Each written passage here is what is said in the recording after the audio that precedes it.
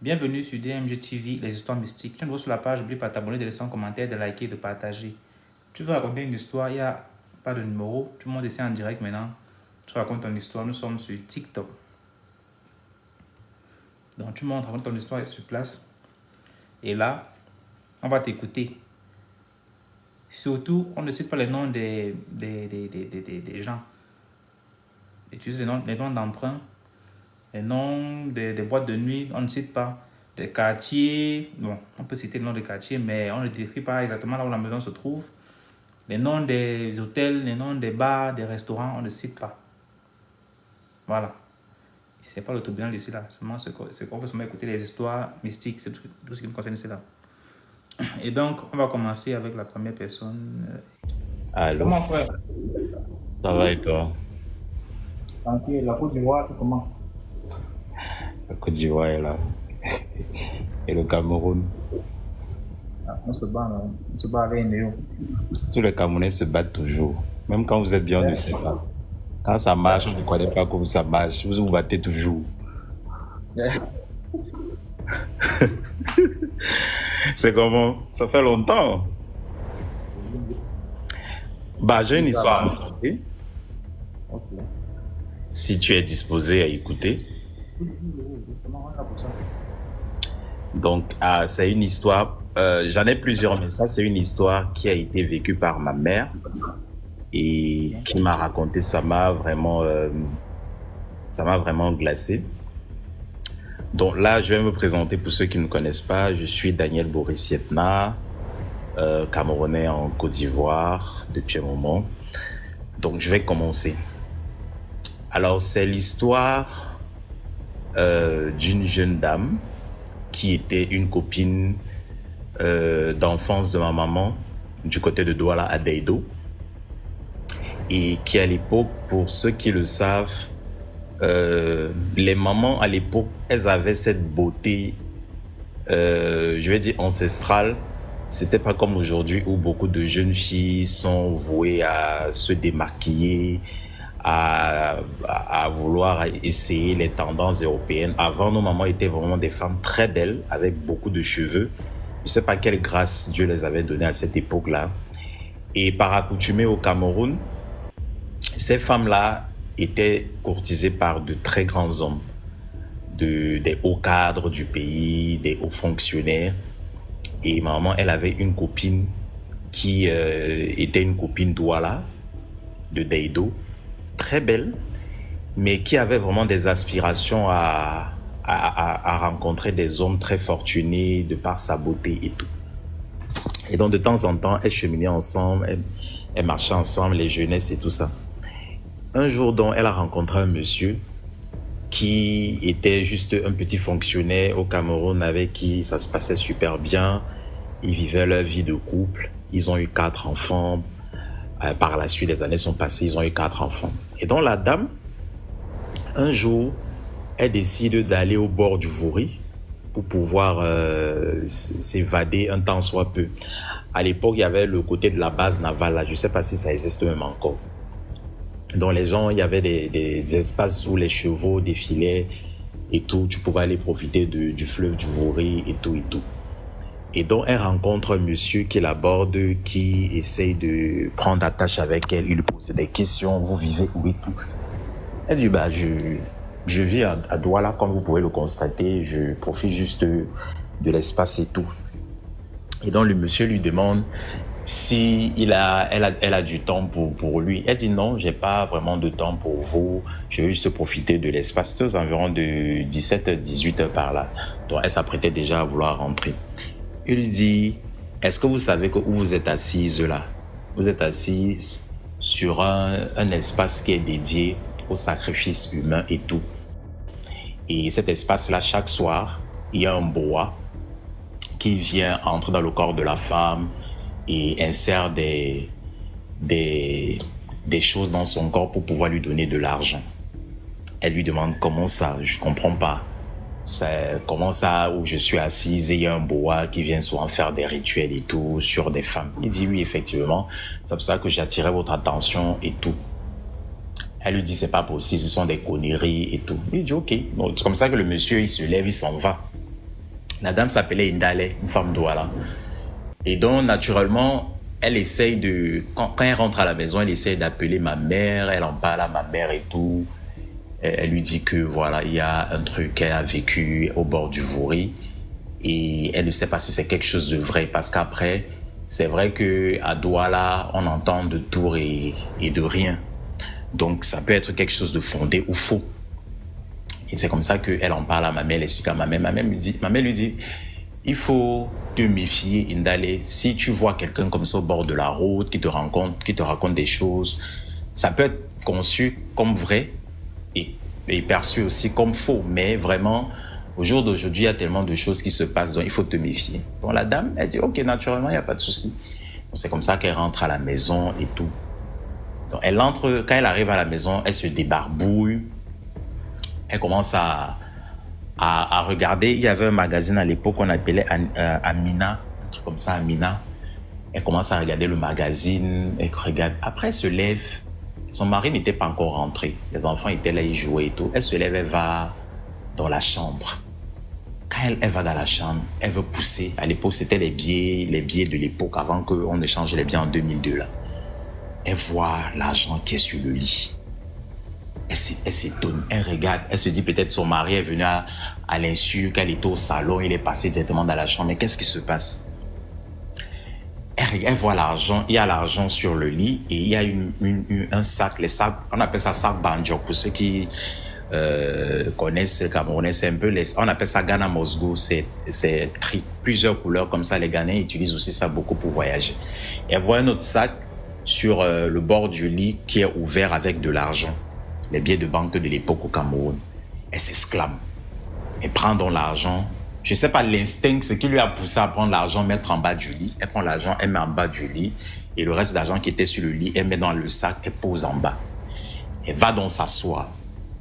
Et quand elle s'assoit, la conversation du monsieur lui revient de l'histoire de s'être assise sur le rocher au bord du Vouri, à Douala et tout, un boa qui entre dans son corps. Mais elle n'avait pas vu de boa sur le moment. Donc quand elle voit l'argent, elle est tellement dépassée. Mais au lieu d'appeler son mari, son époux, pour lui expliquer la situation ou appeler sa famille, elle reste tranquille.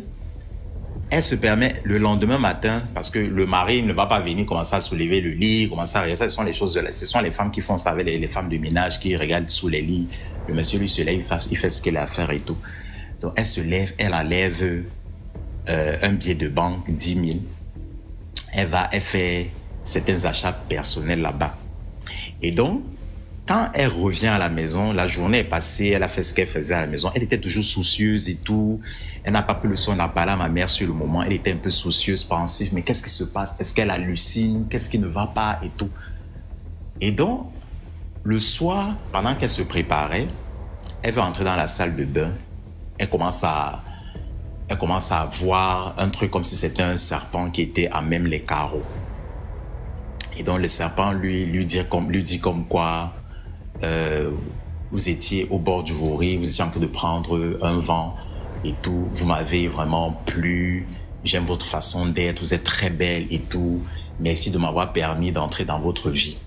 Elle lui dit, mais merci de vous avoir permis d'entrer dans votre vie. Comment? Elle dit que le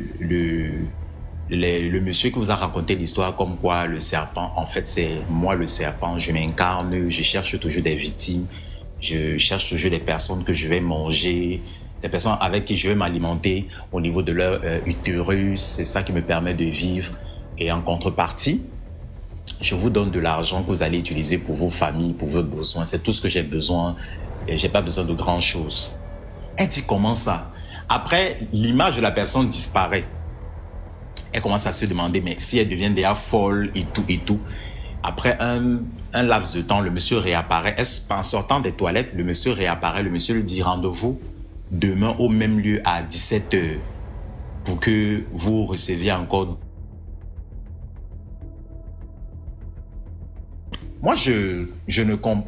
Du moins, la dame lui dit, moi, je ne vous ai pas dit que j'ai besoin de votre argent. Il dit, mais j'ai perçu que vous avez enlevé un billet de 10 000 pour aller faire des achats. Elle dit non, j'ai juste pris comme ça parce que j'avais un besoin et tout. Mais si vous voulez, je vous remets votre argent. Il dit, il n'a plus besoin de cet argent. Comme elle a déjà utilisé cet argent-là, il faut qu'elle continue à utiliser, qui ne va pas lui faire du mal. Il ne faut pas qu'elle en parle à quelqu'un. C'est le secret entre eux. Il veut juste manger l'utérus. De temps en temps, se nourrir de l'utérus. Mais elle dit, se nourrir de mon utérus, comment? Parce que si tu te nourris de mon utérus, de mon utérus, forcément, à un moment, je vais peut-être mourir, ou bien j'aurai des problèmes de santé. Il dit non, et tout, ton utérus va toujours être là, je vais juste consommer de temps en temps. Mais tu vas consommer de temps en temps comment? Donc, le monsieur disparaît. Je ne sais pas, la dame Ndalé, ce qui ne la poussait pas à parler à son mari. Comme on dit souvent, les histoires, peut-être le diable qui te contrôle psychologiquement et tout. Et même jusque-là, elle n'en parle pas, mais elle est tellement dépassée. Donc, le lendemain, elle se lève, elle va quand même au rendez-vous là-bas, à 17h, au bord du Vouré. Donc, elle rencontre le même monsieur. Le monsieur lui dit qu'il y a beaucoup de femmes qui sont là-bas, qui créent des boutiques, qui ouvrent des espaces de vente de vêtements, qui passent par lui pour pouvoir réussir dans leur vie parce que la vie est un peu précaire, la vie est un peu difficile. Et donc, habituellement, il les prend comme ça au bord de l'eau. Quand ils sont là, il vient, il les interpelle, il discute avec elles. Et c'est comme ça que le gars commence à entrer dans leur vie. Et il les impose ces choses-là. Et les femmes, finalement, elles sont contraintes d'accepter. La go dit que non, ça, c'est une grosse blague. Mais elle commence à se rendre compte qu'effectivement, c'est quelque chose de réel parce qu'à chaque fois quand elle finit de discuter avec le monsieur, quand elle revient à la maison, elle trouve toujours l'argent sur le lit. Un jour donc, elle décide, comme elle était déjà habituée, l'argent ne faisait se paqueter. À un moment, le lit est déjà saturé. Elle décide donc de commencer à trouver un espace dans la maison où son mari ne passe pas. Elle décide entre-temps également de voir un chauffeur, un taxi, qui faisait le tronçon d'Eido à quoi, de lui dire chaque mercredi, le monsieur va là-bas et tout pour qu'elle puisse faire ses rituels avec le monsieur. Parce que le monsieur lui avait imposé qu'elle choisisse une journée de la semaine. Donc, à chaque fois, le monsieur va aller là-bas, il dépose Madame Ndalé sur peut-être 30 à 1 heure de temps et il va lui donner 200 000 francs. Donc, chaque mercredi, le monsieur, il partait la déposer là-bas. Et quand elle fait ce qu'elle a fait, il lui remet les 200 000. Donc, le gars faisait chaque fois, il a fait ça pendant au moins 1 mois. Un jour, ce qui l'interpelle, c'est, mais qu'est-ce que la dame va faire chaque mercredi au bord du Vouré à 17h et je dois venir la chercher chaque mercredi, venir la déposer 200 000 francs. Si ce n'est que pour 200 000 francs, vaut mieux ne plus te faire travailler dans tout droit là. J'attends juste ce gars, mon taxi, chaque mercredi, je n'ai pas fait ma tâche. Donc le monsieur, tu sais, les gens, tu peux être dans un joug du diable sur une période, mais il y aura toujours cette curiosité divine qui va te dire, essaie un peu de voir plus clair sur ce qui se passe. Donc le gars, il allait déposer la dame un mercredi comme ça, sur peut-être 1 mois et demi. Par curiosité, il a garé le taxi un peu plus haut, au niveau du pont là. Donc par curiosité, le gars va regarder pour voir ce qui se passe. Donc apparemment, la dame, le monsieur, ils étaient arrivés à une phase où, quand elle vient comme ça au bord de l'eau, elle a les sandjas, douala là. Elle soulève le sandja, elle pose elle écarte ses pieds comme une femme qui est sur une table d'accouchement pour pouvoir donner naissance. Et le monsieur, dont il entre à l'intérieur. Quand il entre à l'intérieur de la dame, il fait ce qu'il a fait et il ressort. Donc le gars voit ça. Le gars court. Comme il connaissait le lieu de la maison, il court, il va à la maison. Il reste là-bas. La dame, elle est là, elle attend le gars, elle attend le gars. Elle se dit peut-être que le gars a eu une urgence, il va venir la chercher. Donc quand le gars va, il va directement à la maison, il cogne à la porte de la maison pour voir le mari à la dame. Donc le mari de la dame ouvre à la porte. Bonjour monsieur, qu'est-ce qui se passe? C'est quoi? Qui êtes-vous? Et tout. Le monsieur se présente. Il commence à trembler. Le gars tremble. Mais qu'est-ce qui se passe? Expliquez-vous. C'est quoi le truc, le souci? Je vous connais pas, il y a quoi? Le gars se présente et dit, je suis chauffeur taxi. Il y a une dame qui vit dans cette maison. Ça fait pratiquement 1 mois, 1 semaine. Chaque fois, elle m'avait interpellé. Elle m'a dit comme quoi elle a des tâches à faire au bord du Vouré chaque mercredi et que elle voudrait que je l'accompagne là-bas et j'ai mes 200 000 francs chaque mercredi. Mais je ne dois pas dire aux gens ce que je transporte dans le véhicule. Donc je la vois juste mettre à chaque fois des valises dans le véhicule, mais je ne sais pas de quoi il s'agit. Le monsieur dit, comment ça? Il dit effectivement, je ne sais pas, chaque fois que je rentre avec votre femme, elle ramène toujours des sacs et tout pour mettre dans la maison, renflouer dans la maison. Donc je sais pas vraiment ce qui se passe là-bas. Mais quand je suis allé, j'ai cru voir, donc le gars ne dit pas vraiment avec une réelle certitude, parce que c'est pas quelque chose de tous les jours. Il dit, j'ai cru voir le serpent qui entrait dans le ventre de sa dame. Et je me rappelle, même quand j'étais petit, moi, il y avait ces histoires-là beaucoup du côté des Sawa, où on disait qu'il y avait des bois dans des bidets. Quand tu partais en location, les gens ressentaient de la langue des serpents sur leur partie intime. C'était vraiment hyper compliqué. On en parlait beaucoup quand j'étais petit. Et donc le monsieur dit qu'il a cru voir un serpent qui est entré dans le corps de la dame et tout. Le monsieur commence à gronder. Qu'est-ce que vous racontez? Vous sortez d'où? Parlez de ma femme et tout. Vous êtes sûr que c'est de ma femme? Il dit, monsieur, je vous dis que c'est votre femme. Ma femme, il dit, décrivez ma femme. Le monsieur décrit la femme. Il dit, vous êtes sûr? Il dit, oui. Il dit, entrez, regardez les photos. Vous me dites quelle personne sur la photo est ma femme. Le gars droite, il montre la photo de son épouse et tout et tout. Le gars dit, c'est pas croyable. Il dit, si vous pensez que je mens, je vous porte dans le véhicule, on va au bord du Vouri, vous allez voir, peut-être vous n'allez pas voir le serpent sur le tas, mais vous allez trouver votre femme au bord du Vouri à cette heure où je vous parle là. Donc c'est comme ça. Il est passé par où ce serpent? Vous n'êtes pas venu au début. Bon, je vais continuer. Donc du coup, c'est comme ça que le monsieur porte le mari à la dame, il l'amène au niveau du Vouri. Ils essayent de se mettre aux abords comme ça pour lorgner, pour voir ce qui se passe et tout. Le gars voit sa femme, elle est là et tout, elle attend. Mais là, tout de suite, il ne voit pas le serpent. Il dit au monsieur, déjà, je peux croire, parce que je ne sais pas pourquoi je sais pas ce que ma femme fait à 18h au bord de l'eau, du Vouri, elle est supposée être à la maison. Mais, pour donner le bénéfice du doute, vous allez me ramener à la maison, vous allez me déposer. Et le mercredi prochain, je vais venir voir, du moins vous allez venir déposer ma femme et juste quelques temps après moi, je vais venir derrière pour confirmer si effectivement ce que vous me dites c'est vrai. Donc c'est ce que le monsieur fait. Il ramène le monsieur chez lui et quelques temps après, il vient récupérer la femme. La femme se met à le gronder, mais depuis que je t'attends et tout, tu es parti où? Il dit non, j'avais une urgence de dernière minute, je suis allé faire des tâches, il lui donne des excuses et tout. Bon, c'est comme ça qu'il porte la dame et la ramène à la maison. Donc ils sont là. Et pendant que la dame était encore là-bas, en revenant sur le chemin, le monsieur, le mari à la dame que le chauffeur allait déposer, il a commencé à fouiller la maison.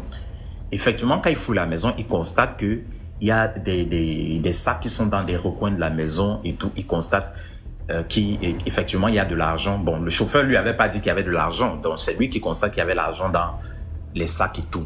Donc le gars, il laisse les sacs tranquilles, il ne fait fi de rien, il veut confirmer, il veut vraiment être sûr que véritablement, c'est ce qui se passe. Mais le gars était devenu un peu changeant avec sa femme à la maison, sa femme lui pose des questions, mais qu'est-ce qui se passe sur la période avant les une semaine là? Qu'est-ce qui se passe et tout? Il dit non, il traverse des situations difficiles au travail et tout. Donc il se nourrissait le fait d'attendre avant de confirmer effectivement que c'est ce qu'il vivait dans la maison avec sa femme. Il est devenu un peu changeant. Le gars, quand il veut se coucher, il va rester au salon, il veut dormir au salon sur une longue période. Quand sa femme va aller dormir, la femme lui pose toujours les questions. Mais viens dormir, qu'est-ce qui se passe? Le gars dit non et tout. Il trouvait toutes des petites raisons. Tantôt il dort, tantôt il a peur, tantôt il se lève en sursaut et tout. Donc le mercredi arrive, le gars va.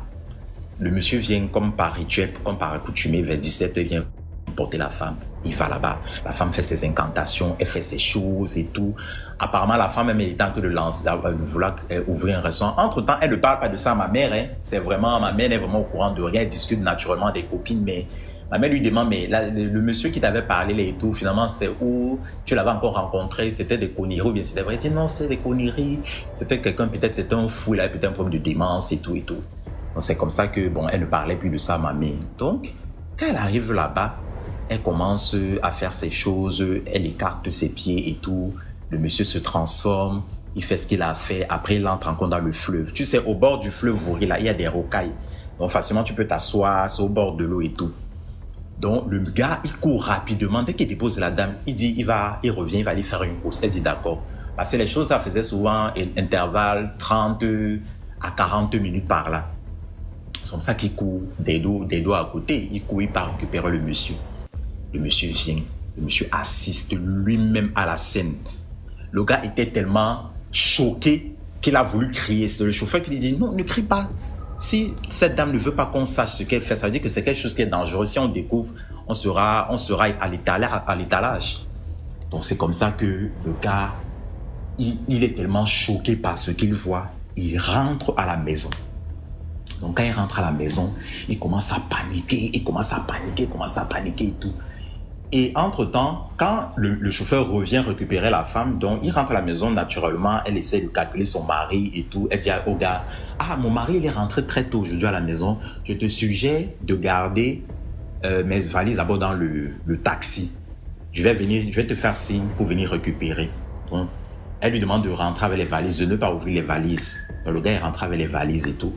Il n'a pas pris le soin d'ouvrir les valises, rien. Le mari est là, elle trouve son mari est anxieux et tout. Qu'est-ce qui se passe?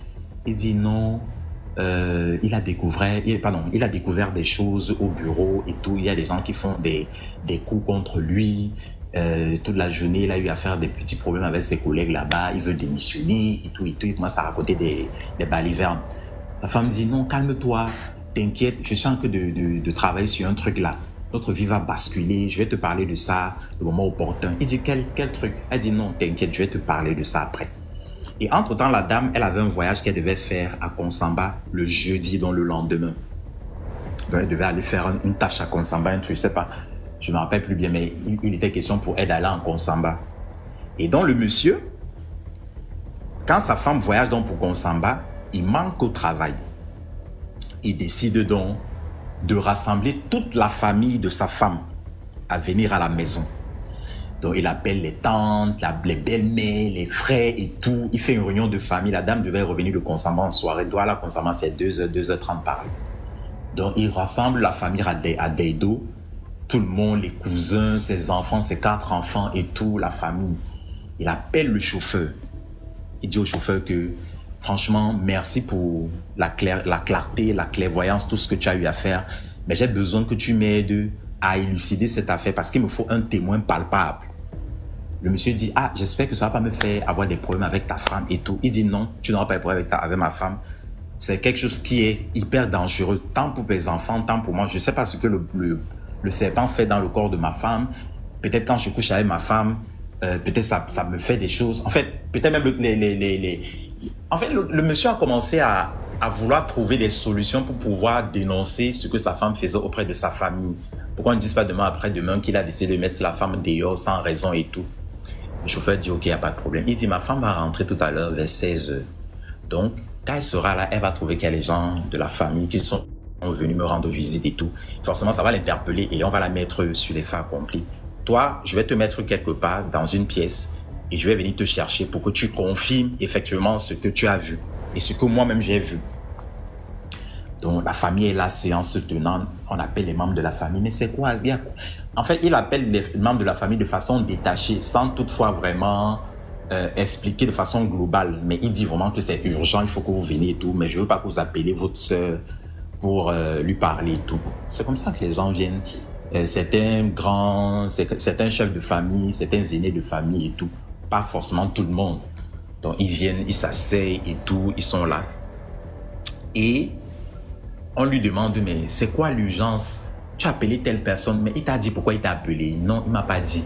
Il dit juste que c'est urgent, il faut qu'on vienne à Deido.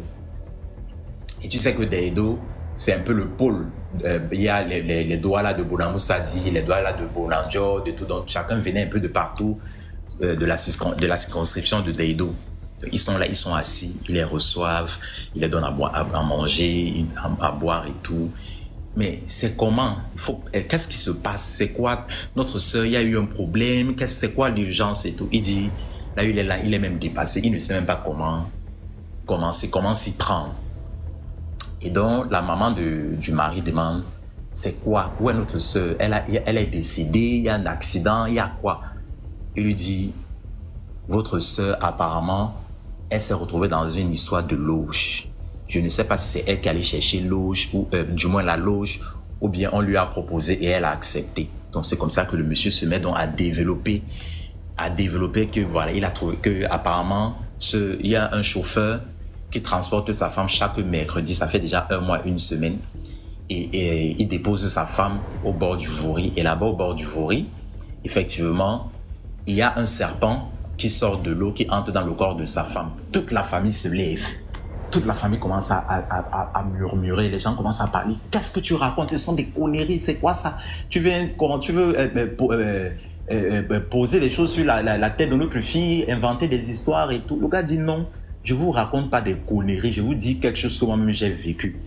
Donc c'est comme ça qu'il appelle donc le chauffeur.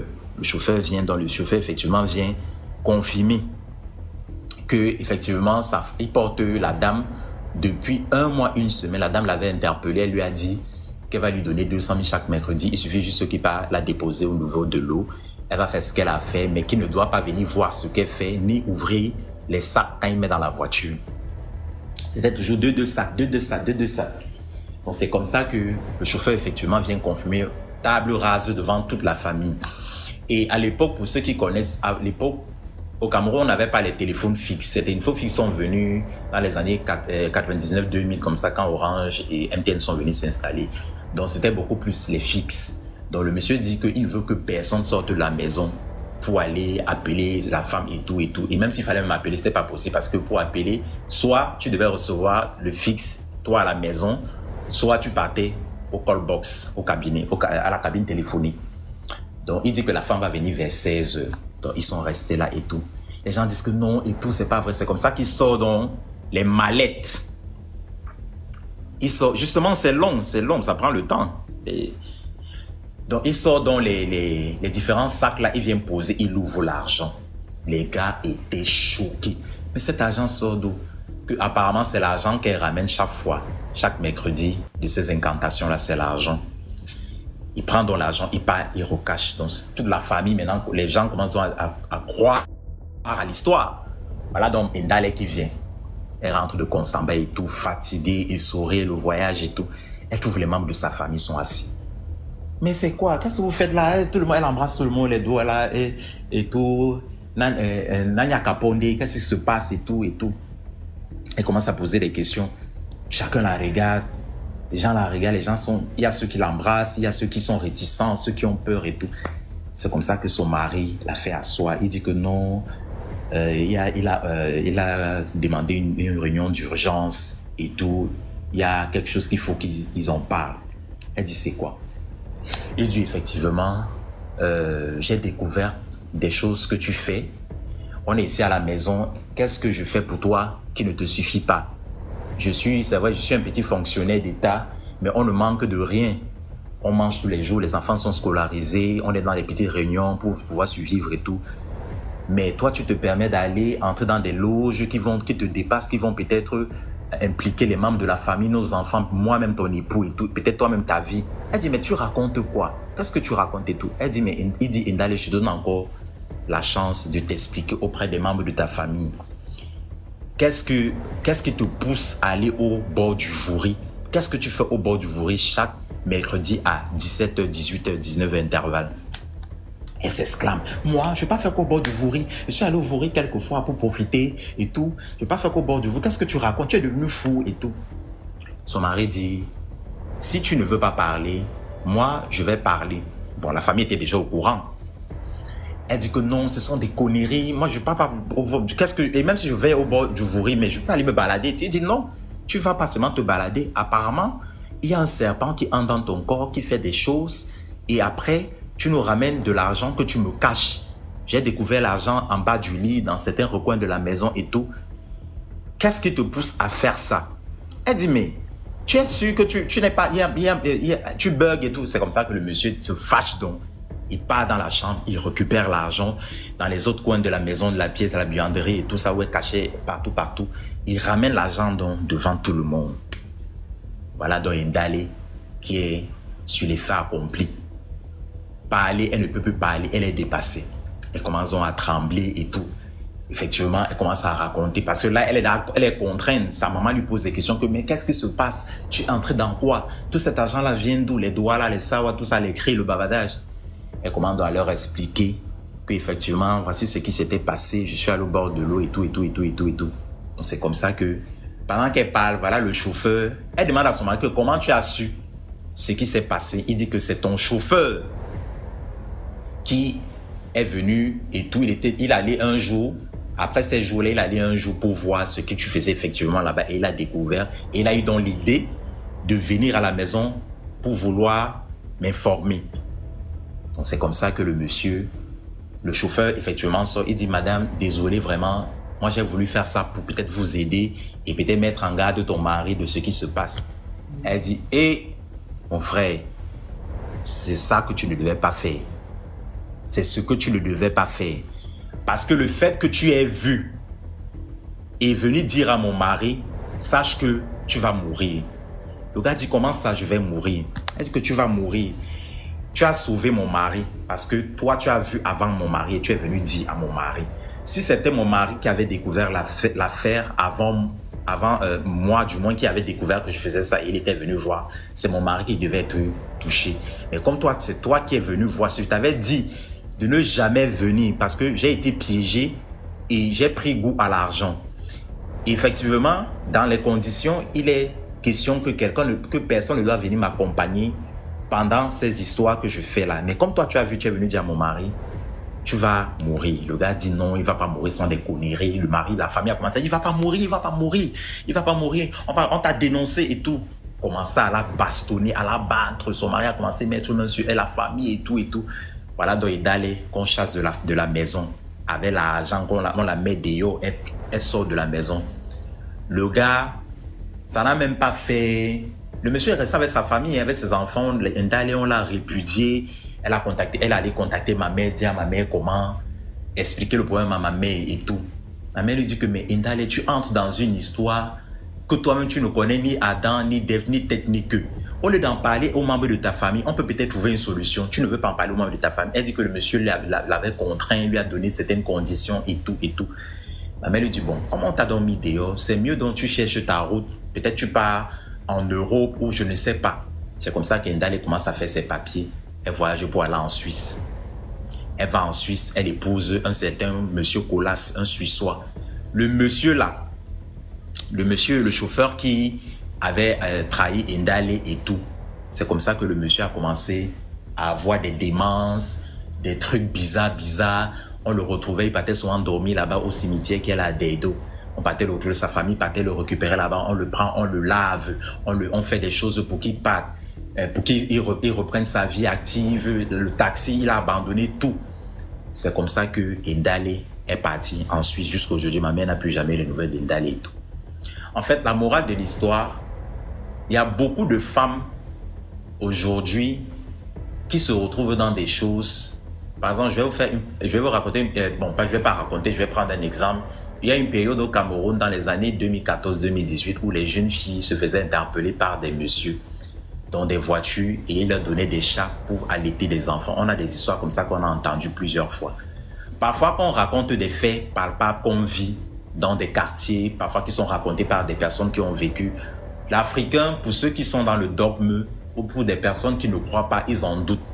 Mais rassurez-vous, mes frères, mes sœurs, on a plus de 500 personnes qui écoutent. Il y a des gens qui vivent des choses dans des familles. Il y a des gens qui vivent des choses dans des familles. Il y a parfois vous êtes dans des maisons, vous avez vos sœurs, vous avez vos femmes. Elles vous ramènent des choses, des bijoux. Toi-même, le revenu que tu as, tu n'atteins même pas 250 000 francs bruts par mois. Mais ta femme porte les pains Uniwax, elle porte les grosses marques, elle porte les grands bijoux, les grandes chaussures. Tu ne sais pas où elle a pris ça. Mais tellement elle est déjà dans cette tendance, dans cette habitude financière qui est accessible à elle, elle se retrouve dans ce joug et elle ne peut pas te dire.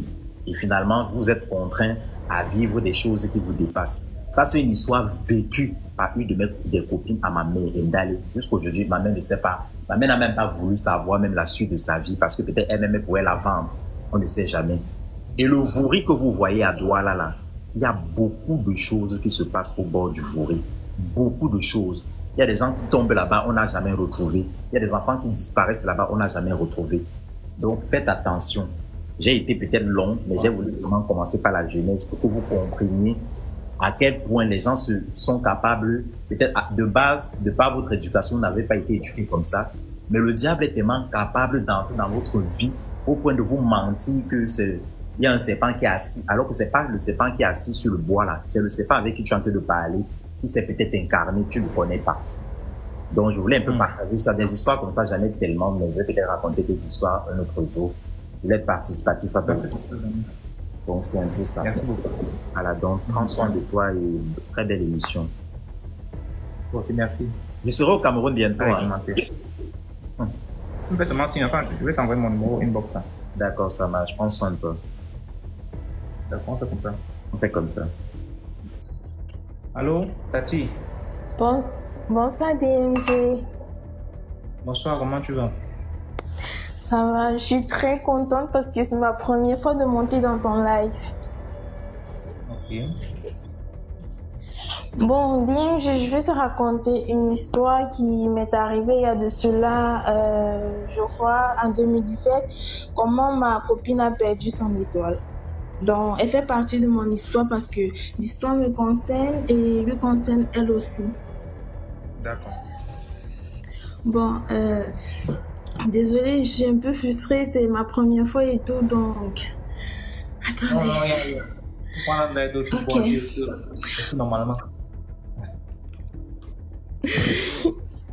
Bon, du coup, il y a de cela en 2017, c'était vers la fin d'année, moi je faisais le marketing et moi avec ma copine, bon c'était ma meilleure amie, on marchait tout le temps ensemble, à chaque fois qu'on m'invitait et tout.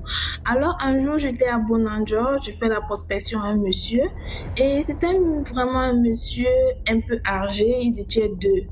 Et maintenant, moi, je suis venue, bon, mon cœur a dit, va vers ce monsieur pour lui proposer ton produit parce que il y avait un peu, désolée DMG. Ok. Bon, il y avait un peu, au moment là, le temps était un peu trop dur, je n'avais pas encore prospecté un produit et tout. Du coup, je propose à monsieur un Tiger June. Je propose à monsieur... Désolée. Je propose à monsieur un Tiger June et le Tiger June c'était un boom des nerfs en fait. Je lui ai fait la prospection du produit, il était intéressé et du coup le monsieur me dit qui va me masser.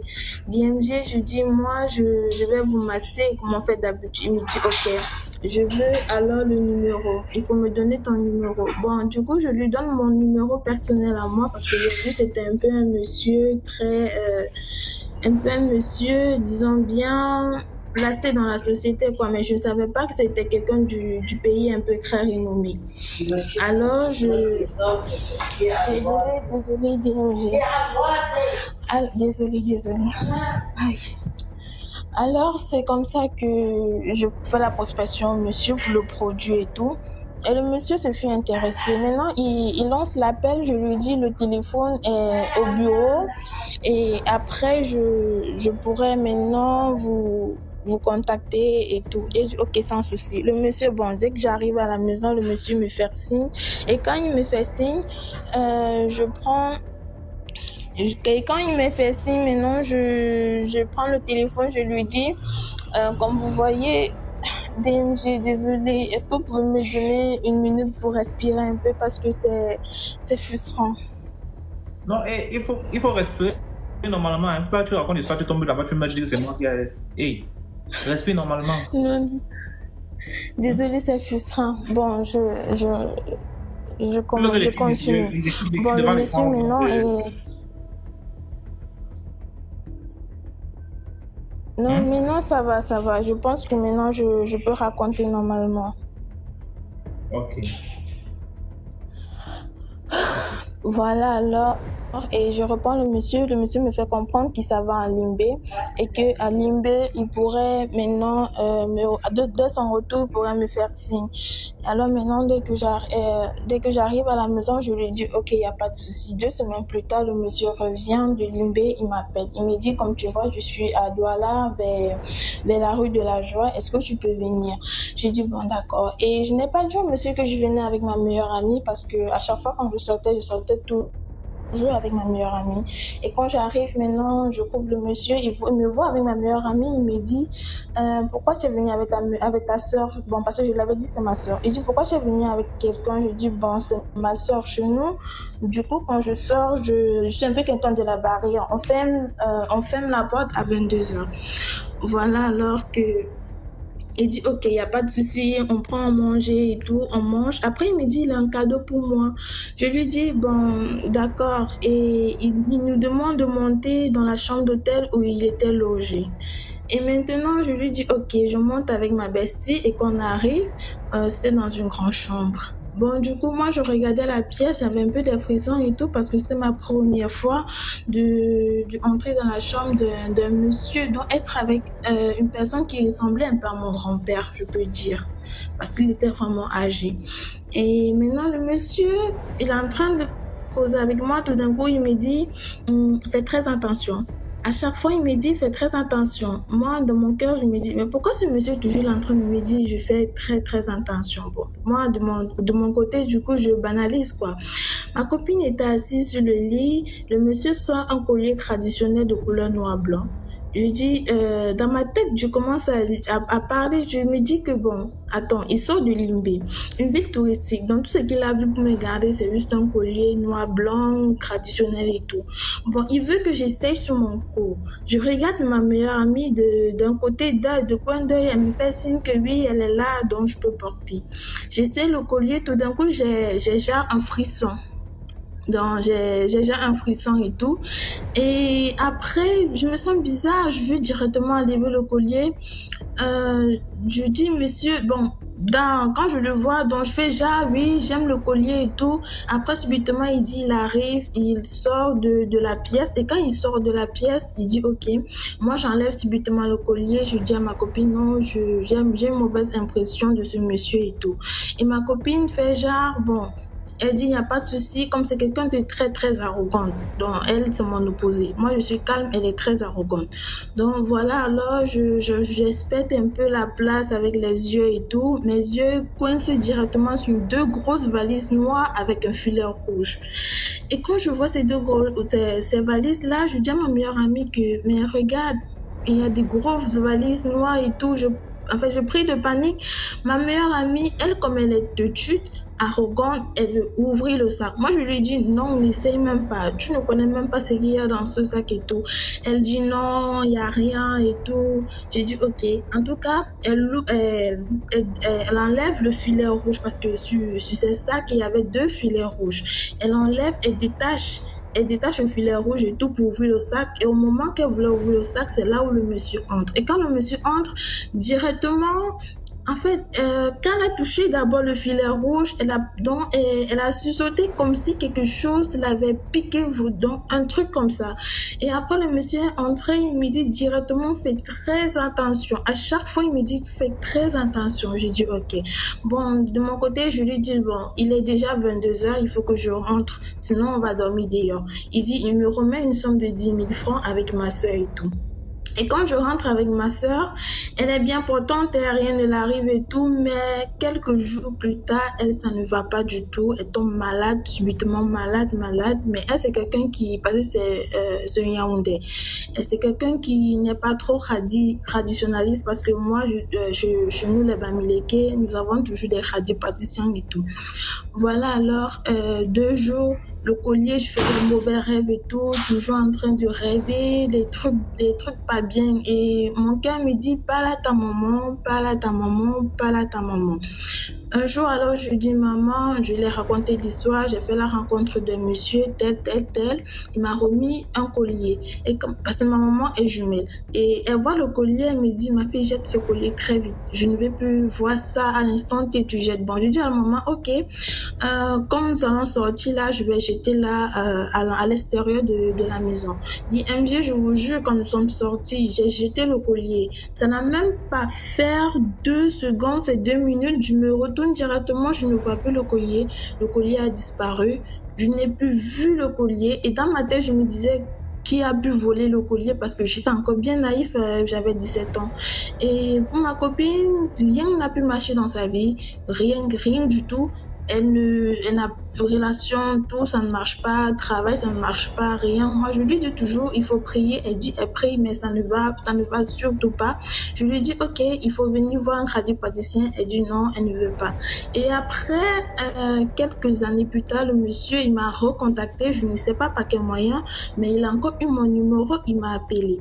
Et moi aussi, du coup, comme je suis encore bête et naïf, en 2018, je m'en vais encore rencontrer le monsieur, mais pas seul du tout, hein, toujours pas seul, avec ma meilleure amie. Et quand on arrive de l'autre côté, il était maintenant à Aqua, et on arrive là-bas, il me dit, ah ouais, ça fait longtemps, ouais, ta copine et tout. Je lui dis maintenant que ma copine, elle est là. Maintenant, je fais venir ma copine, et quand ma copine arrive, on prend un pot et tout, on arrive toujours. Et le monsieur là, le jour-là, il voulait tchouka avec moi et tout. Mais moi, j'ai dit, bon, je n'étais pas trop intéressée parce que les vieux papas ne m'intéressent pas. Voilà, alors, et nous sommes dans la chambre et tout, il était un peu laid, méchant, il n'était pas content du tout pour qu'on puisse être, j'étais avec ma meilleure amie, il ne voulait pas. Il dit, je vais être avec toi ce soir, je veux coucher avec toi ce soir. Moi, je lui fais comprendre que, bon, moi, aujourd'hui, je ne peux pas parce qu'il y a ma soeur et je ne peux pas rentrer sans elle. Sinon, maman va beaucoup me blâmer. Il n'était pas content en tout cas. Après, tout d'un coup, il reçoit un appel et l'appel, directement, il nous dit, on doit rentrer. Et directement, il nous dit, sorry, désolé. C'est les vieilles mamans dérangent beaucoup, donc désolé. Voilà, alors le monsieur il me fait comprendre que nous devons partir en fait, qu'il a une réunion d'urgence. DMG c'était à minuit, il nous dit qu'il a une réunion d'urgence. Et maintenant, bon, je dis à ma copine que ok, nous on va partir. Il nous remet toujours la somme de 10 000 francs, je donne 5 000 à ma copine et moi 5 000. Maintenant, quand nous descendons en bas à la terrasse là, mon cœur me dit, non, la fête est un peu louche. Restons un peu, on va voir ce qui se passe.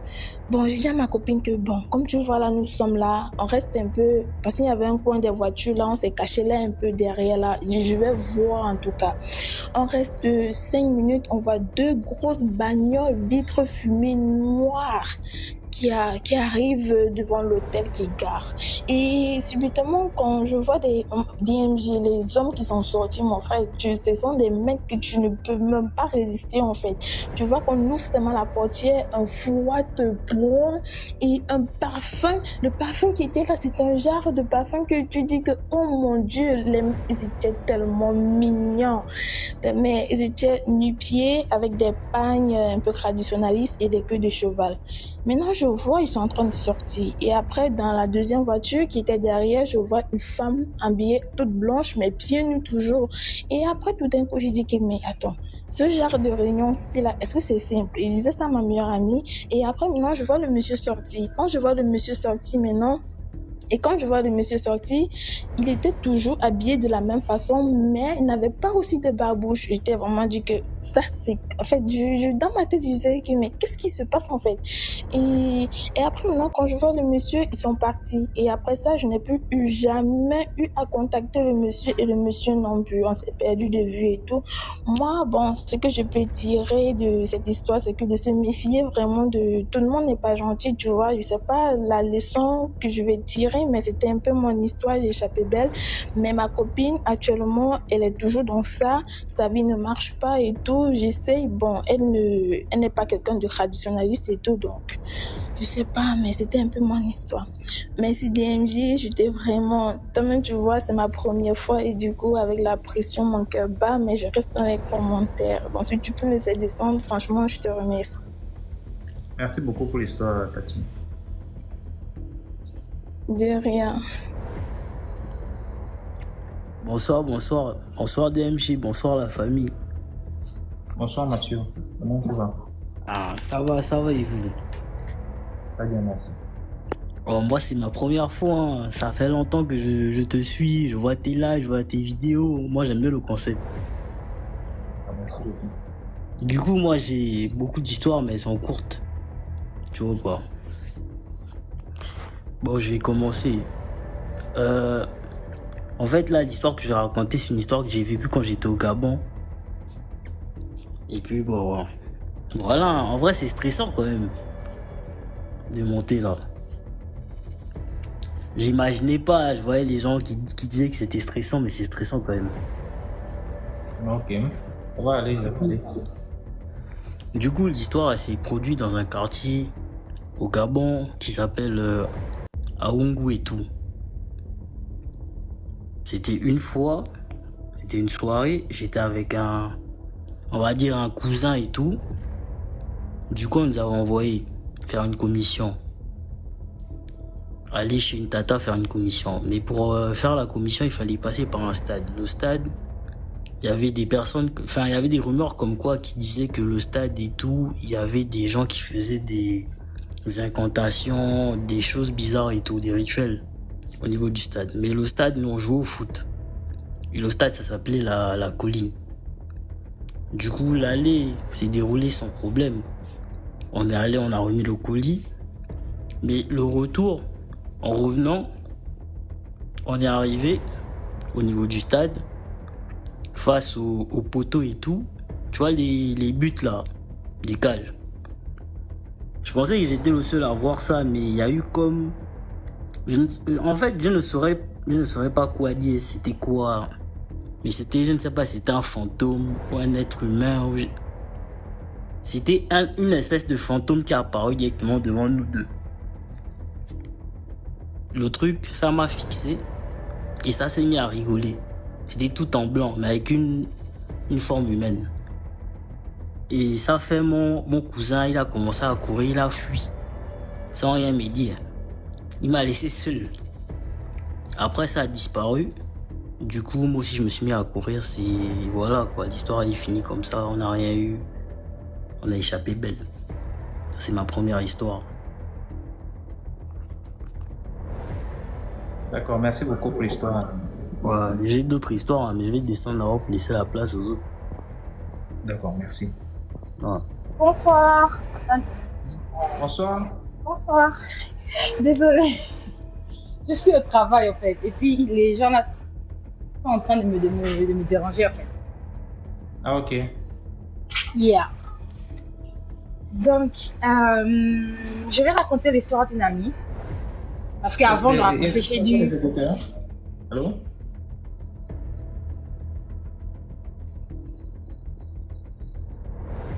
Allô? C'est mieux maintenant? Voilà, c'est mieux maintenant. Oh. Voilà. Donc, je disais que je vais raconter l'histoire d'une amie.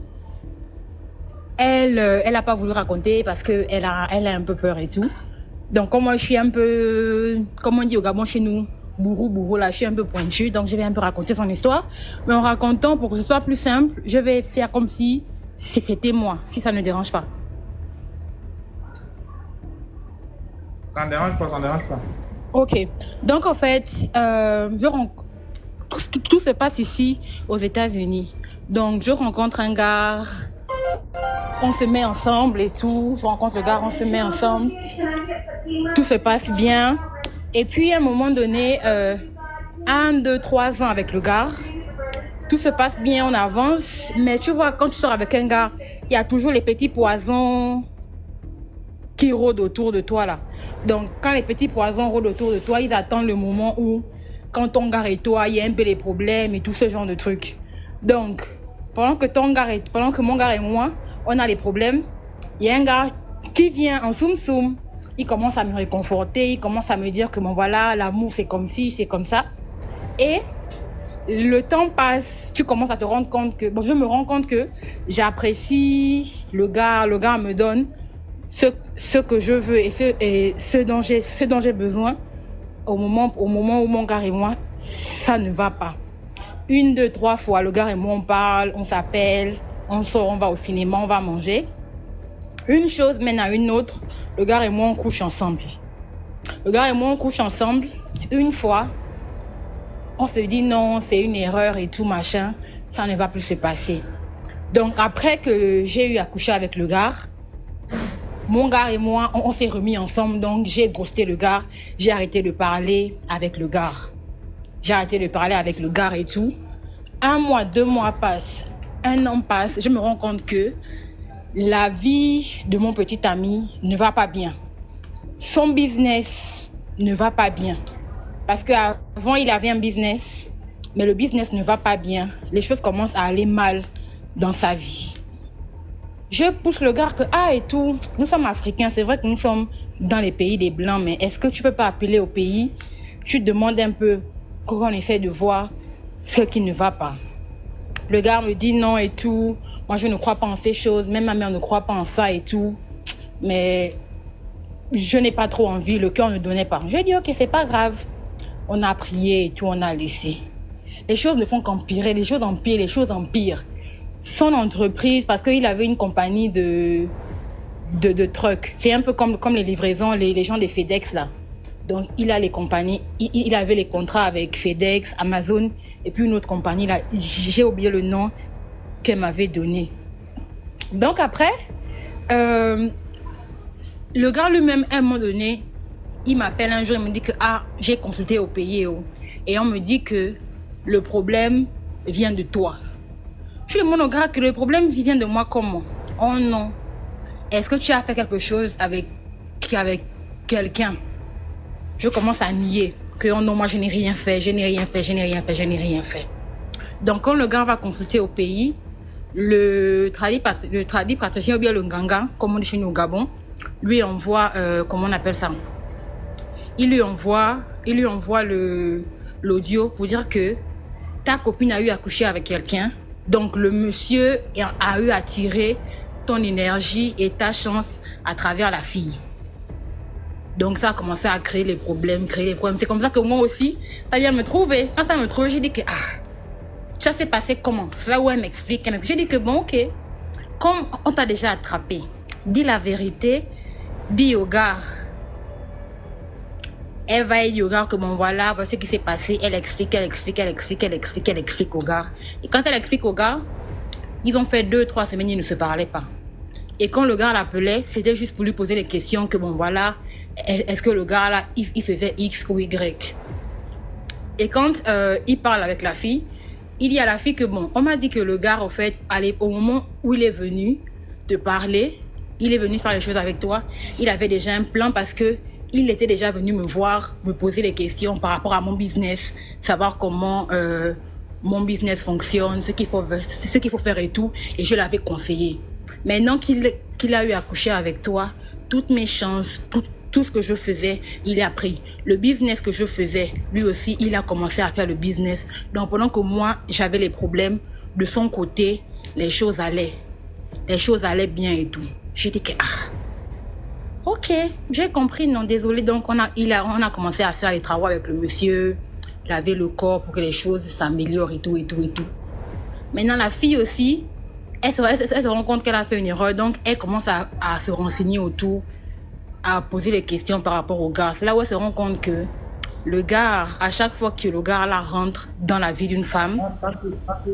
Quand tu racontes l'histoire et que tu prends déjà le rôle principal, il ne faut pas sortir la fille, ça va nous embrouiller en même temps. Ok, d'accord.